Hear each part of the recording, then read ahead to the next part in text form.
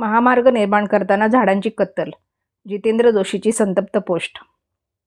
मराठी मनोरंजन सृष्टीतील अनेक कलाकार अलीकडच्या काळात सामाजिक विषयांवर भाष्य करताना दिसतात.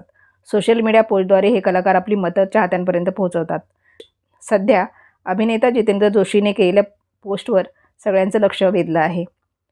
तो नेहमीच त्याच्या कविता व लेखणीच्या माध्यमातून समाजात घडणाऱ्या अनेक विषयांवर भाष्य करत असतो.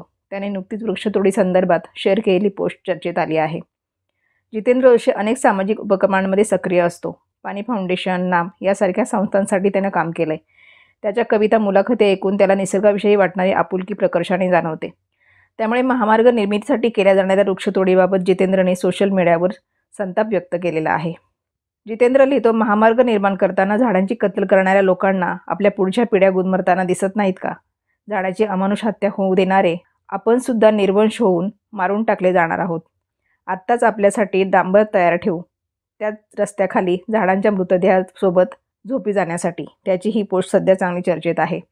जितेंद्र जोशीप्रमाणे अलीकडे बरेच मराठी कलाकार सोशल मीडियावर व्यक्त होताना दिसतात.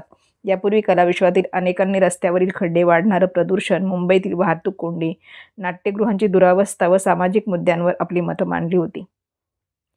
दरम्यान जितेंद्र जोशीच्या कामाबद्दल सांगायचं झालं तर राष्ट्रीय पुरस्कार विजेता गोदावरी चित्रपटात त्याने निशिकांत देशमुख ही व्यक्तिरेखा साकारली होती. याशिवाय नुकत्याच प्रदर्शित झालेल्या नाळ 2 चित्रपटात तो झळकला होता.